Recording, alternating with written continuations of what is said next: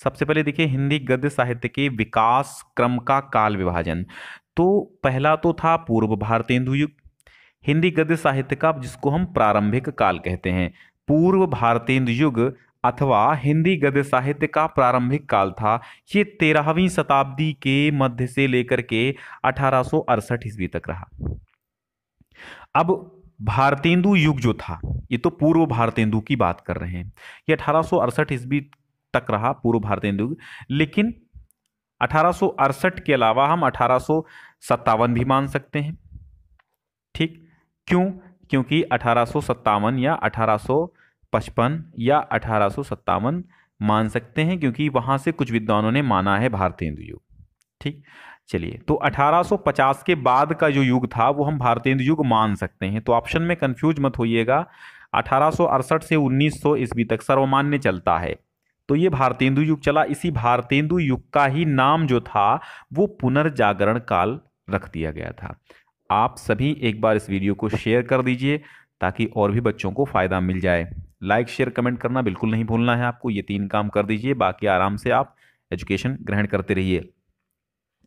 तो 1868 से लेकर के 1900 तक ये आपका भारतेंदु युग रहा, जिसका नाम हम पुनर्जागरण काल भी कहते हैं। द्विवेदी युग इसके पश्चात आता है। द्विवेदी युग एक अपना महत्वपूर्ण स्थान रखता है द्विवेदी युग भारतेंदु युग के बाद। हालांकि खड़ी बोली का प्रारंभ भारतेंदु युग से ही हो गया था, लेकिन जब द्विवेदी युग आया ना, तो वो बहुत ही बेहतरीन युग था खड़ी बोली के लिए। यहाँ पर सबसे ऐतिहासिक काम हुआ था सरस्वती पत्रिका का प्रकाशन, संस्थापन और उसका संपादन। तो 1900 से लेकर के 1922 तक ये युग रहा था। कौन सा युग? द्विवेदी युग। इसके पश्चात जो था 1900 में सरस्वती पत्रिका का संपादन प्रारंभ हुआ। बाबू श्याम सुंदर दास ने उसका प्रथम संपादन किया। इसके पश्चात 1903 ईस्वी जब आती है तो आपके सरस्वती के संपादक कौन हो जाते हैं? आपके हो जाते हैं महावीर प्रसाद द्विवेदी जी। ठीक है, उन्हीं के नाम पे द्विवेदी युग का नामकरण किया गया था। शुक्ल युग यानी रामचंद्र शुक्ल जी के नाम पर, शुक्ल युग रामचंद्र आचार्य रामचंद्र शुक्ल जी के नाम पर रखा गया था। 1919 ईस्वी से लेकर के 1938 ईस्वी तक चला था। क्या? शुक्ल युग चला था। ठीक है, ध्यान रखिएगा। और इसी शुक्ल युग के समानांतर जो गद्य में शुक्ल युग कहलाता है, वही पद्य में छायावादी युग कहलाता है। छायावादी युग में भी गद्य रचनाएं हुई थी। छायावादी लेखकों ने भी, जैसे कि जयशंकर प्रसाद ने गद्य रचनाएं की, कहानी लिखी, निबंध लिखे, आलोचना लिखा, नाटक लिखा, जो कुछ लिखा वो गद्य रचनाएं थी, और पद्य भी लिखा, दोनों पर अपनी लेखनी चलाई। तो वो छायावादी युग में भी थे और वो शुक्ल युग में भी थे। ठीक है, चलो, तो ये 1919 से लेकर के 1938 ईस्वी तक रहा। आपको समझ में आ रहा हो तो एक बार लाइक कर दीजिए। शुक्लोत्तर युग अथवा छायावादोत्तर युग। शुक्ल युग यानी छायावादी युग, जिसको 1919 से 1938 तक चला था, सभी जानते हैं। और शुक्ल युग के बाद जो है छायावादोत्तर युग आता है। शुक्लोत्तर युग कह लो चाहे छायावादोत्तर युग कह लो, और छायावादोत्तर कह लो चाहे प्रगतिवाद कह लो। ठीक है, जो छायावादोत्तर है उसी का नाम प्रगतिवाद रख दिया गया। इसके बाद प्रयोगवाद आता है।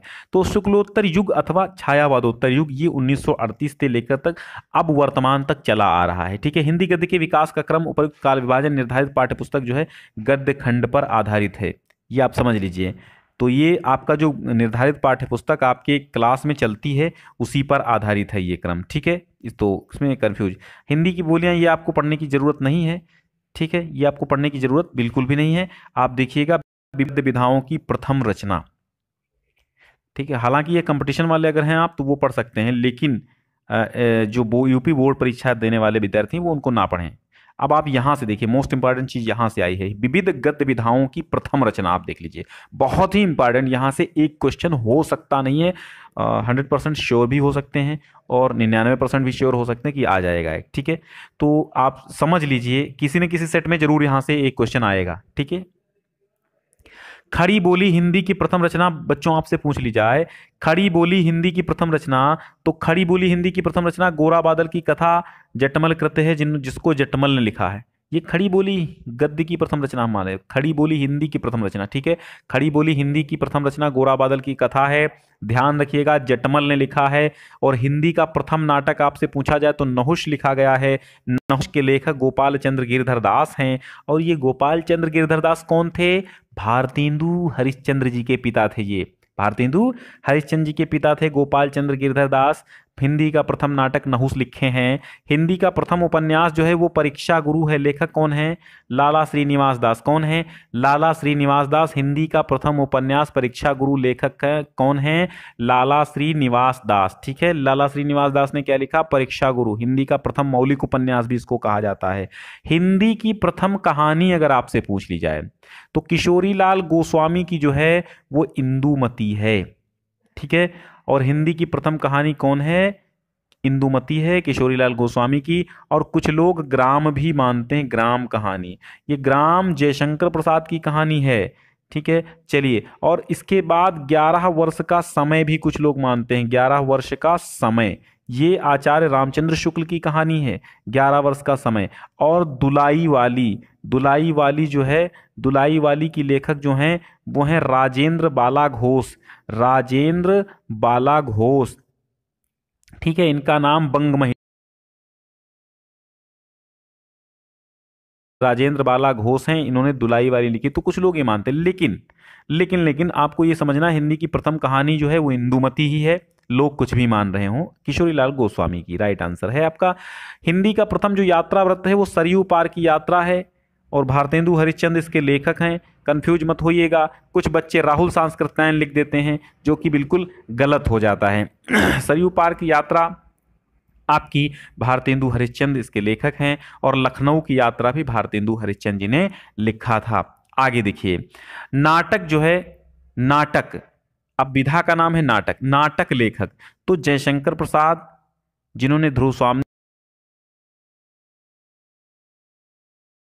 और भारतेंदु हरिश्चंद्र जी ने भारत दुर्दशा, कर्पूर मंजरी, अंधेर नगरी, ये विशस्व विस्मौसम वगैरह तमाम नाटक उन्होंने लिखे। लेकिन जो महत्वपूर्ण है, आप मैं उनको एक दृष्टि में देखना है तो मोस्ट जो हम लेकर के आ रहे हैं वो देखिए आप।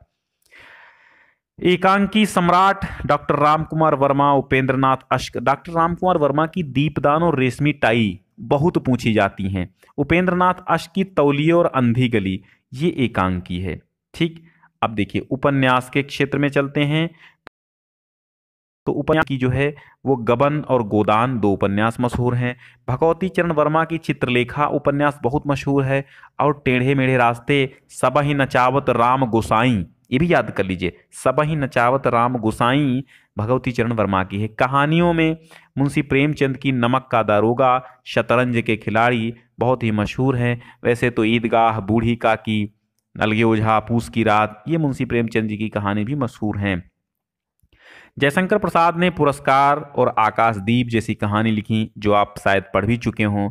और आचार्य रामचंद्र शुक्ल चिंतामणि रसमीमांसा नामक आलोचनात्मक कृतियों के लेखक हैं।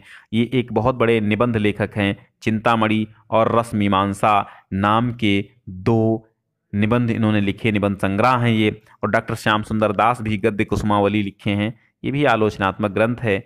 और साहित्यालोचन भी एक कृति है इनकी, साहित्यालोचन, साहित्यालोचन। ठीक है, तो साहित्यालोचन के लेखक भी आपके डॉक्टर श्याम सुंदर दास भी हैं। आलोचना, आलोचना के लेखक डॉक्टर श्याम सुंदर दास हैं। आलोचना के क्षेत्र में साहित्यालोचन लिखा। डॉक्टर नगेंद्र ने भारतीय सौंदर्य शास्त्र की भूमिका, डॉक्टर नगेंद्र ने लिखा, क्या लिखा? भारतीय सौंदर्य शास्त्र की भूमिका। ये आलोचनात्मक ग्रंथ हैं, और साहित्यालोचन में तो आलोचना लिखी है। तो साहित्यालोचन बाबू श्याम सुंदर दास का एक आलोचना ग्रंथ है, और भारतीय सौंदर्य शास्त्र की भूमिका डॉक्टर नगेंद्र का एक आलोचना ग्रंथ है। जीवनी विधा के अंतर्गत देखिए, अमृत राय ने कलम का सिपाही लिखा, जो कि प्रेमचंद की जीवनी है, मोस्ट इंपॉर्टेंट है। कक्षा 10 वाले विद्यार्थी भी ध्यान से देखें। कक्षा 10 वाले विद्यार्थियों के लिए ये वाली जो लिस्ट हम लेकर के आए बड़ा रामबाण साबित हो सकती है, तो उनको अवश्य देखना है। तो प्रेमचंद की जीवनी है, कलम का सिपाही, अमृत राय इसके लेखक हैं। और अमृत राय, हम बता दें आपको, अमृत राय, श्रीपत राय, ये जो हैं ये मुंशी प्रेमचंद जी के सुपुत्र ही हैं। ठीक है, तो अमृत राय मुंशी प्रेमचंद जी के सुपुत्र हैं। शिवरानी प्रेमचंद इनकी पत्नी थी, जिन्होंने प्रेमचंद्र घर में लिखा है ना, प्रेमचंद घर में, इनकी एक कृति है, किसकी? शिवरानी देवी की। शिवरानी कौन थी? प्रेमचंद की पत्नी थी। ठीक है, तो अमृत राय और श्रीपत राय ये इनकी इनके पुत्र थे। ठीक है, प्रेमचंद के। समझिए विष्णु प्रभाकर, आवारा मसीहा, ये बहुत पूछी जाती है, आपको याद भी होगी। शरद चंद्र की जीवनी है, आवारा मसीहा। आत्मकथा लेखक हैं। आत्मकथा लेखकों में अगर पूछा, अच्छा कक्षा 10 में तो ये पूछा जाता है कि 2 हिंदी के आत्मकथा लेखक बताइए, तो ऐसे आपको पूछा जा सकता है कक्षा 10 में। तो हरिवंश राय बच्चन की आत्मकथा क्या भूलूं क्या याद करूं, बसेरे से दूर, 4 खंडों में ये आत्मकथा इनकी प्रकाशित है। और यशपाल की जो है वो सिंहावलोकन है। सिंहावलोकन किसकी है? यशपाल की है। और यात्रा वृत्त के अंतर्गत देखिए राहुल सांस्कृत्यायन, सेठ गोविंद दास 2 यात्रा वृत्तकार हैं जिन्होंने यात्रा वृत्त लिखे हैं। और राहुल सांस्कृत्यायन का रूस में 25 मास और मेरी तिब्बत यात्रा बहुत मशहूर हैं, और किन्नर देश की ओर भी मशहूर है इनका। सेठ गोविंद दास ने पृथ्वी परिक्रमा और सुदूर दक्षिण पूर्व, ये 2 कृतियां यात्रा वृत्त की लिखी। आप कॉपी पेन उठाइए, नोट करते रहिए। संस्मरण विधा की रचनाएं अगर पूछा जाए तो पथ के साथ ही संस्मरण है, और बनारसी दास चतुर्वेदी ने संस्मरण नाम का ही संस्मरण लिखा है। ठीक है, संस्मरण नाम का ही संस्मरण लिखा है। तो महादेवी वर्मा पथ के साथ ही संस्मरण है। ठीक है, कुछ लोग इसको रेखा चित्र बनाता बताते हैं, लेकिन संस्मरणात्मक रेखा चित्र है, ये संस्मरण लिखिएगा। रेखा चित्र रामवृक्ष बेनीपुरी ने रेखा चित्र लिखा। माटी की मूर्तें, लाल तारा, बहुत ज्यादा इंपॉर्टेंट है। माटी की मूर्तें रामवृक्ष बेनीपुरी का रेखा चित्र है।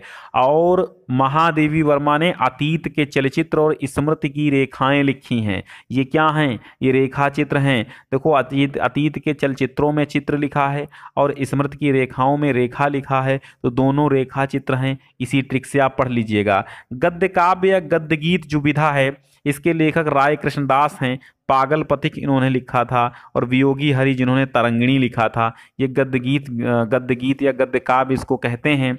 इसके लेखक राय कृष्णदास हैं। राय कृष्णदास ने पागल पथिक नामक एक गद्य गीत लिखा, और वियोगी हरि ने तरंगिणी नामक गद्य गीत लिखा। फिर आइए, धर्मवीर भारती रिपोर्टाज लेखक। रिपोर्टाज फ्रेंच भाषा के रिपोर्ट से निकला हुआ एक शब्द है। रिपोर्टाज माने होता है रिपोर्ट सौंपना। ठीक है, तो धर्मवीर जो भारती हैं, उन्होंने अकाल की एक छाया धर्मवीर भारती का रिपोर्टाज है। और रांगे राघव ने तूफानों के बीच, लक्ष्मीपुरा शिवदान सिंह चौहान ने लिखा। ठीक है, चलिए, रांगे राघव ने तूफानों के बीच। भेंट वार्ता या साक्षात्कार भी विधा बहुत हिंदी में प्रचलित है। इसके भी मुख्य लेखक देखिए पद्म सिंह शर्मा कमलेश हैं, मैं इनसे मिला। और राजेंद्र यादव हैं, चेखव एक इंटरव्यू। ठीक है, चेखव एक इंटरव्यू, राजेंद्र यादव और पद्म सिंह शर्मा कमलेश, मैं इनसे मिला। इनके इंटरव्यू यानी साक्षात्कार हैं। पत्र साहित्य में वियोगी हरि बड़ों के प्रेरणादायक कुछ पत्र, और हरिवंश राय बच्चन पंत के 200 पत्र बच्चन के नाम से प्रकाशित हुआ। तो पंत के 200 पत्र बच्चन के नाम मतलब बच्चन ने ही लिखा है। पंत के 200 पत्र बच्चन के नाम मतलब बच्चन ने ही लिखा है। आपका पत्र साहित्य। डायरी विधा के 2 महत्वपूर्ण लेखक, हाई स्कूल वाले ध्यान से सुने। डॉक्टर धीरेन्द्र वर्मा, मोहन राकेश, मेरी कॉलेज डायरी, मोहन राकेश की डायरी। ठीक है, मोहन राकेश ने मोहन राकेश की डायरी लिखा, और डॉक्टर धीरेन्द्र वर्मा ने मेरी कॉलेज डायरी लिखा। चलिए आगे देखते हैं।